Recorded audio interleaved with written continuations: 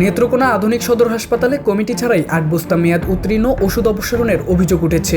এ ঘটনাকে কেন্দ্র করে হাসপাতাল জুড়ে সৃষ্টি হয়েছে আলোচনা সমালোচনা। অভিযোগ রয়েছে সরকারি বিধিমালা অনুসরণ না করেই বিপুল পরিমাণ মেয়াদ উত্তীর্ণ ওষুধ সরিয়ে ফেলার চেষ্টা চলছিল।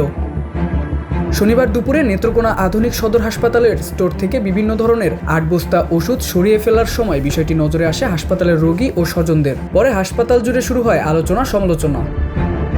অভিযোগ উঠেছে মেয়াদ উত্তীর্ণ ওষুধ ধ্বংসের ক্ষেত্রে সরকারি নিয়ম অনুযায়ী গঠিত কমিটির সিদ্ধান্ত ও উপস্থিতি বাধ্যতামূলক হলেও তা অনুসরণ করা হয়নি।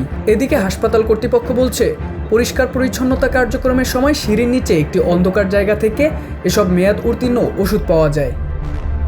হাসপাতাল কর্তৃপক্ষের দাবি, জনস্বার্থের ঝুঁকি এড়াতেই দ্রুত ব্যবস্থা নেওয়ার উদ্যোগ নেওয়া হয়েছিল। তবে কমিটি ছাড়াই কার্যক্রম পরিচালনার অভিযোগ সরাসরি অস্বীকার করেননি সংশ্লিষ্টরা।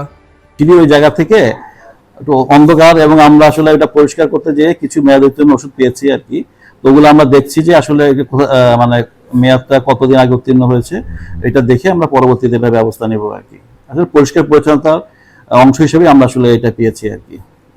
আচ্ছা, আমরা তো এখন আমাদের স্টোর কিপার পরিষ্কার করতে যে এগুলা পেলো, আমরা আসলে এটা কি পরিমাণ ওষুধ আছে দেখে নিয়ে পরবর্তীতে আমরা এটা জানতে পারবো।